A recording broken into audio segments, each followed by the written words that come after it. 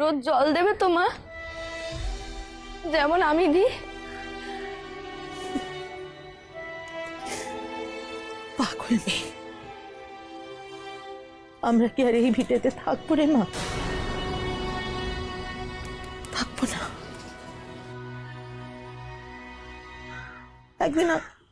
একদিন সব ভুলে যাবো, দেখবি।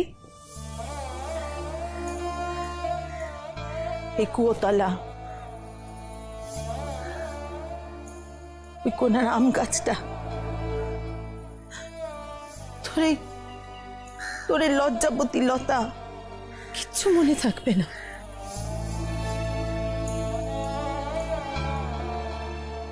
এই তুলসী তলায় সন্ধ্যেবেলা কেউ প্রদীপ জ্বালাবে না রে নয়ন, কেউ শাক বাজাবে না। সাপ খোপ পোকা মাকড় বাসা বাঁধবে এই ফিটে রানাচ্ছে কানাচ্ছে। আমাদের ওই সদর দুয়ারটায় মা কোষ্টার জালে পড়ে যাবে নয়। তারপর দেখবি একদিন আস্তে আস্তে আমরা ভুলেই যাব যে আমাদেরও একটা ভিটে ছিল, আমরা থাকতাম সেখানে। সবকিছু ভুলে যাব।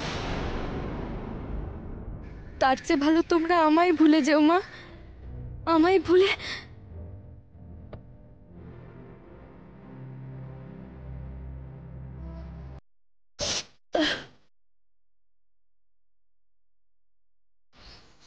চল নয়ন, দুধটা খেয়ে নিবি।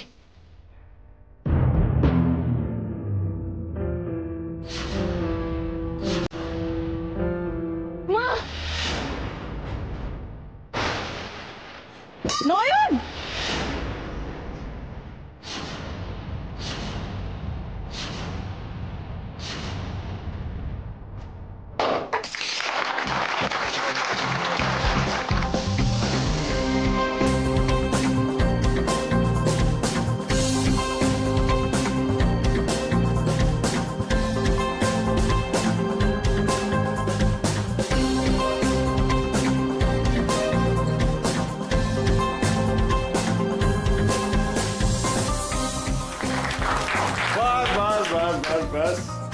এবার তোমরা ওকে একটু ছাড়ো। আমি অফিসটা একটু ওকে ঘুরিয়ে দেখাই। চলো।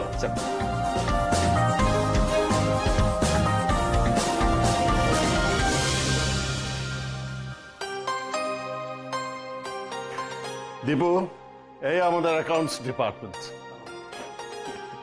কাম।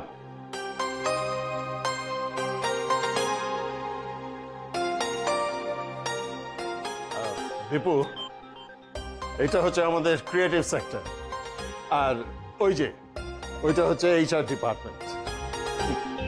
তুই আসবি বলে ওরা সবটা এমন সুন্দর করে সাজিয়েছে। I am sure you like it.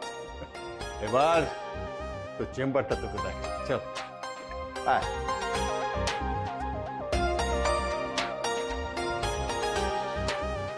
Welcome welcome. এই তো চেম্বার। স্যার, আপনার ব্যাগটা এখানে দেখুন। Thank you so much. Dipu, তো চেম্বারটা ডেকোরেশনের পেছনে আমার সাজেশন অনেক আছে। সত্যি পছন্দ হয়েছে?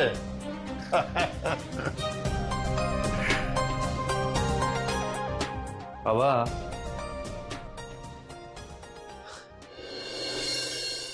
এখানে তোমার সাজেশন রয়েছে, ভালো তো হবেই। আয় আয় আয়, এদিকে আয়, এদিকে আয়, বস। কি বলছো বাবা? তুমি দাঁড়িয়ে থাকবে, আমি বসবো না? এটা হতে পারে না। না না না না, কোনো কথা না। বস বস এখানে। শিওর শিওর, বস বস।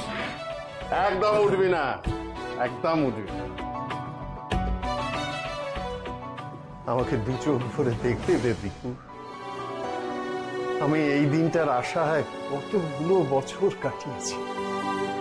তুই আসবি, আমার ব্যবসা সামলাবি, তাকে আরো উঁচুতে নিয়ে যাবি। আমার সে স্বপ্ন তুই পূরণ করবি। বাবা,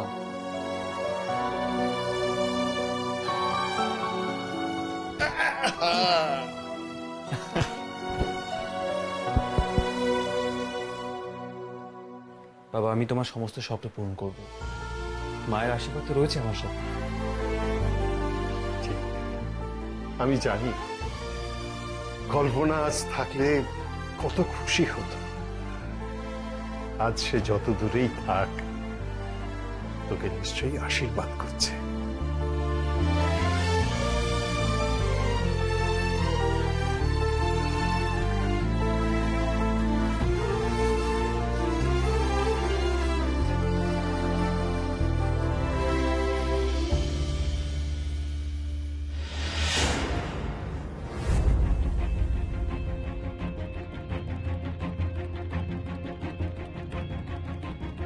বাবা,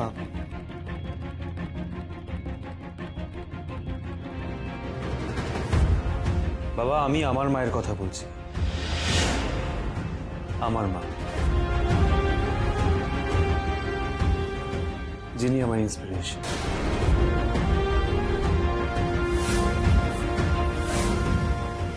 স্যার, স্যার, কেক এসে গেছে স্যার।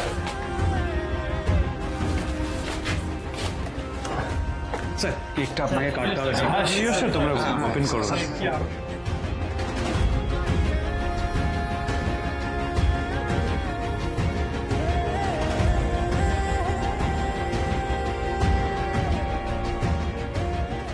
তোর মন থেকে সংযুক্তার এই মুখোশটা আমি কোনোদিনও মুছে ফেলতে পারবো কিনা জানি না, কিন্তু এই মুখোশ পরে ও যাতে তোর সর্বনাশ করতে না পারে সেই ব্যবস্থা আমি করবই, আর সেটাও ক্যান্সার আমাকে গিলে ফেলার আগেই।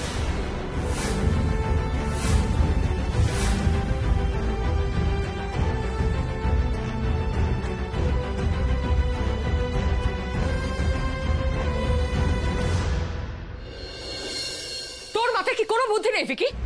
এতগুলো কথা বলি দীপুকে আমাকে নিয়ে, আর আমি তার বিন্দু বিসর্গ কিচ্ছু জানি না। আমি তো ভাবছিলাম তুই ঘুমোচ্ছিলি দিদি। চিরজন্মের মতো তো ঘুমোয়নি, তাই না? মধ্যখান থেকে তপব্রত আমাকে কথার জালে ফাঁসিয়ে পুরো ফ্যাসাতে ফেলে দিল। উফ, এমন একটা সুযোগ হলো ছেলে দুটোকে অফিসে সেটেল করার, তোর জন্য সবকিছু ভেস্তে গেল, সবকিছু উল্টো পাল্টা হলো। আমি সাহস করে তোকে একটা কথা বলতে পারি? দেখ ভিকি, আমার একদম ভালো লাগছে না, একদম আমার কথা ভালো লাগছে না। আমি ভয় মরছি তপব্রত আমার প্ল্যানটা জানতে পেরে গেল কিনা, আর উনি এখন কথা বলছে।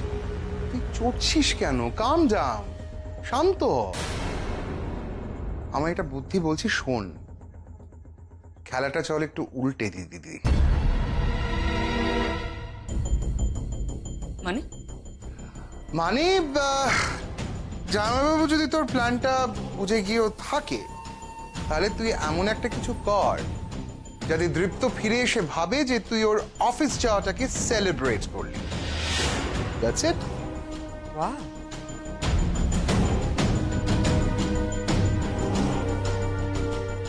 Situation under control. দারুণ বলেছিস তো কথাটা। কি করা যায় বলতো দীপু ফিরে এলো? নয়ন, নয়ন চোখ খোল।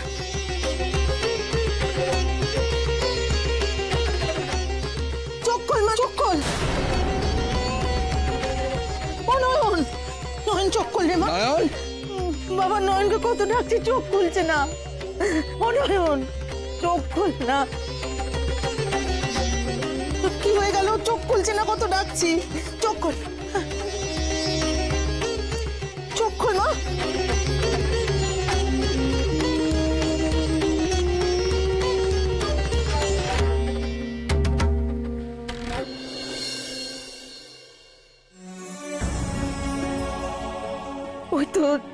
ওই তো চোখ খুলেছে।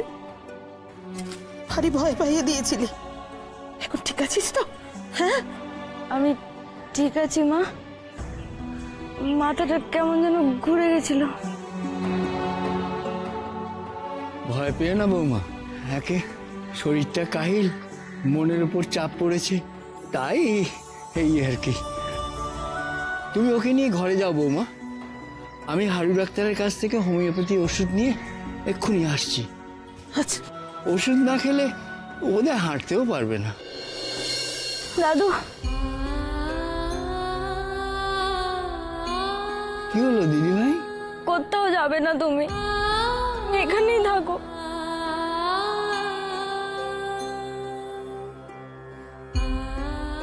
আমাকে ছেড়ে কোথাও যেও না তুমি, আমার হাতটা ধরে এখানেই বসে থাকো। কোথাও যেও না, আমাকে ছেড়ে তুমি কোথাও যেও না। এমন করে কেন বলছিস দিদি ভাই? তুই কি আর আমাদের দেখতে পাবি না? কি করে মুখে বলি দাদু, সত্যি তো আর তোমাদের দেখতে পাবো না।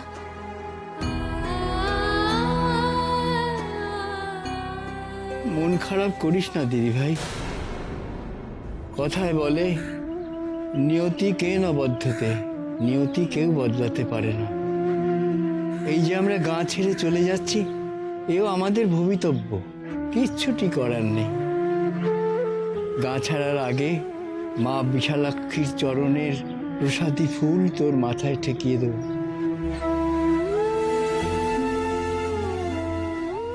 আমারও তো ওই মন্দিরে পুজো করার পাঠ শেষ হলো। আমিও একবার বিশালাক্ষী মাকে দেখে নেব শেষবারের মতো। দাদু নাতনিতে মিলে মায়ের সামনে গিয়ে দাঁড়াবো, বলবো আসিমা। মায়ের অনুমতি ছাড়া কি যাওয়া যায় বল মা?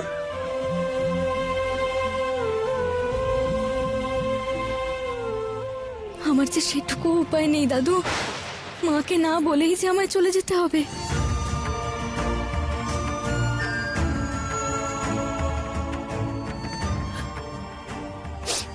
ঘরে চল মা, দুধ তো মাটিতে পড়ে নষ্টই হয়ে গেল। কিছু একটু মুখে না দিলে শরীরে বল পাবি কি করে বল দেখি? কি খেতে মন চাইছে দিদি ভাই? ওঠ ওঠ ওঠ।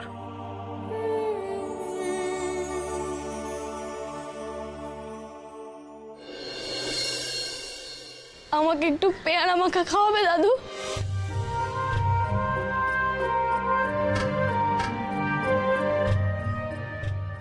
ওই পেছনের গাছটা থেকে।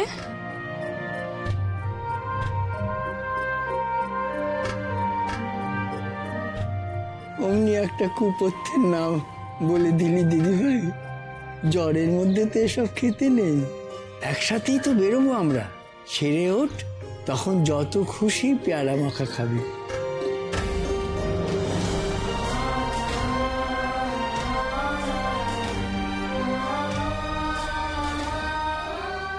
চল ওঠ।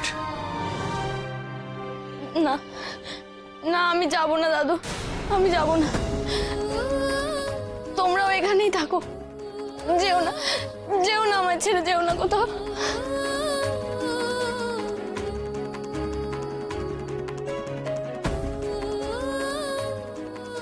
কাল থেকে যে মা বলে দাদু বলে কাউকে ডাকতে পারবো না। বুকটা ফেটে গেলেও তোমাদের আর দেখতে পাবো না।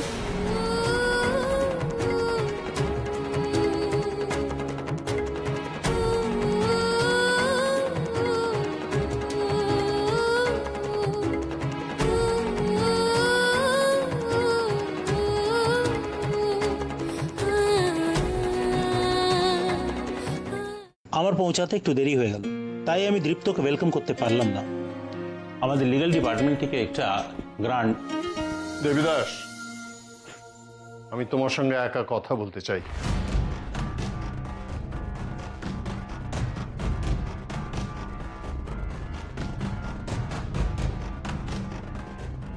খুব রেগে আছেন মনে হচ্ছে, আমি টাইমে আসতে পারিনি তাই। কিন্তু আমি দীপ্তকে ঠিক ম্যানেজ করে নেব। ম্যানেজ তোমাকে করতে হবে বটে, তবে দীপ্তকে নয়। অনেক বড় যে বিপদটা দীপ্তর দিকে ধেয়ে আসছে সেটাকে। কেন? সংযুক্তা ম্যাডাম আবার কিছু করেছেন নাকি? এখনো কিছু করেনি, কিন্তু ও যাতে কিছু করার চান্স না পায় সেই জন্যই আমি আটঘাট বেঁধে দীপ্তকে সিকিউর করতে চাইছি। একটু ক্লিয়ার করে বলবেন প্লিজ। হাতে সময় খুব কম দেবীদাস। আমি আজ আছি, কাল নেই। আমি উইল করব।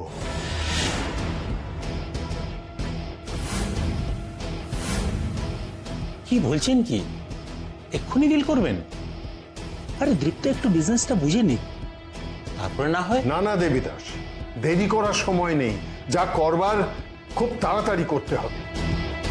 ইনফ্যাক্ট পারলে আজকের মধ্যেই তুমি সমস্ত কাগজপত্র রেডি করো প্লিজ। দীপ্তর জন্য এটাই তোমার তরফ থেকে সব থেকে বড় ফেভার হবে। বেশ, আপনি যখন এত চিন্তা করছেন তাই হবে, আমি বিল রেডি করছি।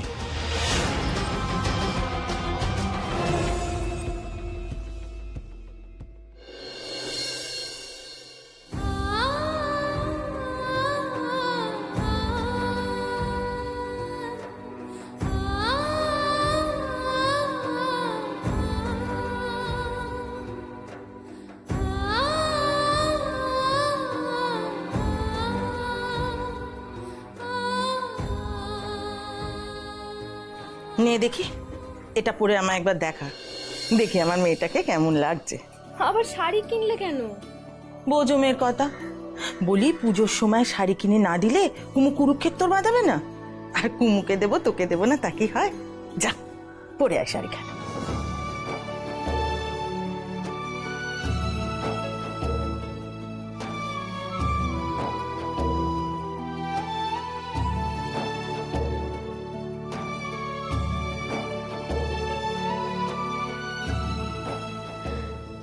কত খাটনির টাকা তোমার, তাই দিও আমাদের জন্য শাড়ি কিনতে তুমি বলোনি।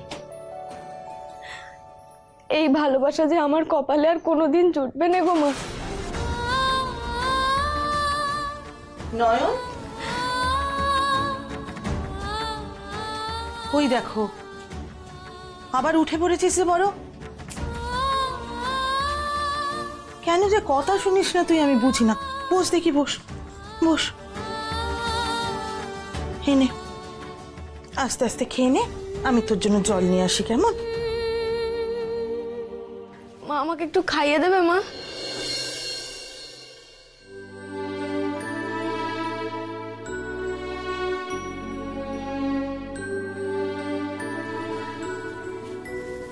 সে কি রে, হঠাৎ আমার হাতে খেতে চাইছিস যে বড়? সে কোন ছোট্টবেলা থেকে তো নিজের হাতেই খাস সব সময়, কোনোদিন তো বলিসনি। জ্বরে আজ খুব কাহিল লাগছে বুঝি? দাও না মা খাইয়ে। আচ্ছা বেশ, তাহলে কি সেই ছোটবেলার মতো কে খায় খাগা খায় না বগা খায় বলে খাইয়ে দেব?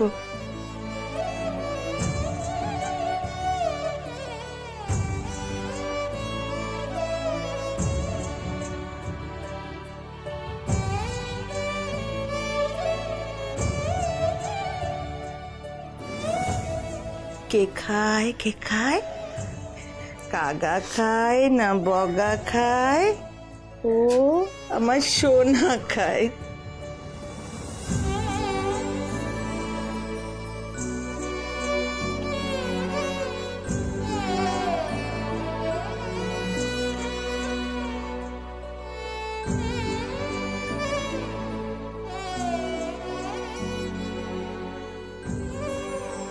শেষবারের মতো খেয়ে নিলাম মা তোমার হাতে।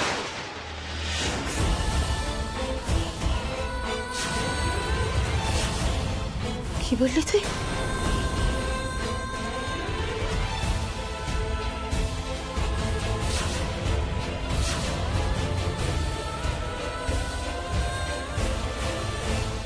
কেন বললি যে শেষবারের মতো খেয়ে নিবি আমার হাতে?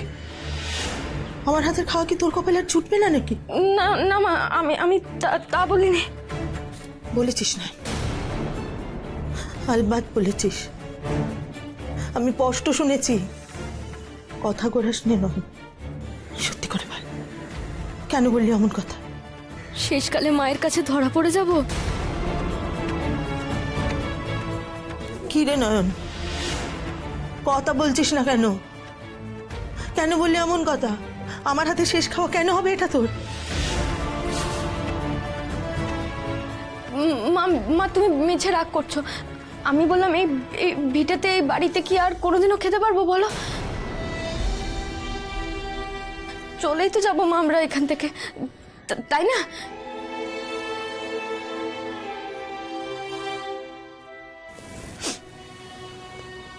বড় কষ্ট হচ্ছে না রে তোর? কষ্ট হবে না মা? ঘর বাড়ি মানেই কি শুধু ইট কাঠ পাথর? এই ভিটেটাও যে আমাদের পরিবারের একজন, আমাদের স্বজন। কত স্মৃতি আমার এই বাড়ি ঘিরে, এই গা ঘিরে। এই গা ছেড়ে চলে যেতে হবে মা। এই গায়ের দুব্ব ঘাসগুলো যে আমি চোখে হারাবো মা, চোখে হারাবো আমি।